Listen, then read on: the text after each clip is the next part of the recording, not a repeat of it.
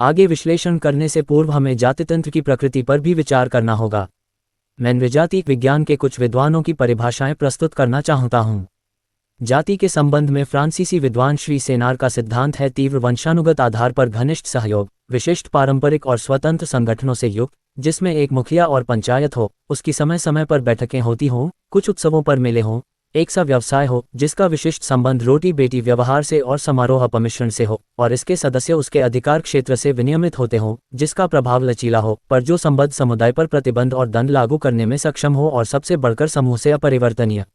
नेसिफील्ड जाति की परिभाषा इस प्रकार करते हैं: समुदाय का एक वर्ग जो दूसरे वर्ग से संबंधों का बहिष्कार करता हो और अपने संप्रदाय को छोड़कर दूसरे के साथ शादी व्यवहार तथा खान पान से परहेज करता हो। Sir H. रिजले के अनुसार जाति का अर्थ है परिवारों का या परिवार समूहों का संगठन जिसका साझा नाम हो, जो किसी खास पेशे से संबद्ध हो, जो एक से पौराणिक पूर्वजों पितरों के वंशज होने का दावा करता हो, एक जैसा व्यवसाय अपनाने पर बल देता हो और सजातीय समुदाय का हामी हो। डॉक्टर केतक ने जाति की परिभाषा इस प्रकार की है: दो लक्षणों वाला एक सामाजिक समूह का उसकी सदस्यता उन लोगों तक सीमित होती है जो जन्म से सदस्य होते हैं और जिनमें इस प्रकार जन्म लेने वाले लोग शामिल होते हैं। कठोर सामाजिक कानून द्वारा सदस्य अपनी जाति से बाहर विवाह करने के लिए वर्जित किए जाते हैं। हमारे लिए इन परिभाषाओं की समीक्षा अत्यावश्यक है।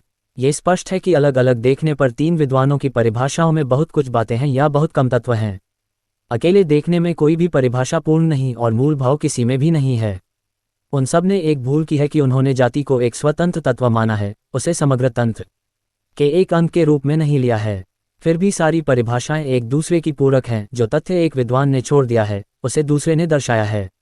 मैं केवल उन सूत्रों पर विचार रखूंगा और उनका मूल्यांकन करूंगा जो उपर्युक्त परिभाषाओं के अनुसार सभी जातियों में समान रूप से पाए जाते हैं, जो जाति की खासियत मानी जाती है।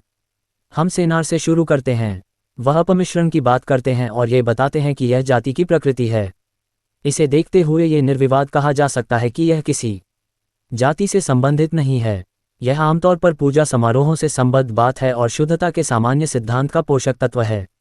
परिणामस्वरूप इसका संबंध जाति से नहीं है और इसकी कार्यप्रणाली को ध्वस्त किए बिना इसको प्रतिरोध किया जा सकता है। अपमिश्रण का सिद्धांत जाति से जोड़ दिया गया है क्योंकि जो जाति सर्वोच्च कही जाती है वह पुरोहित वर्ग है। हम जानते ही हैं कि पुरोहित और पवित्रता का पुराना संबंध है।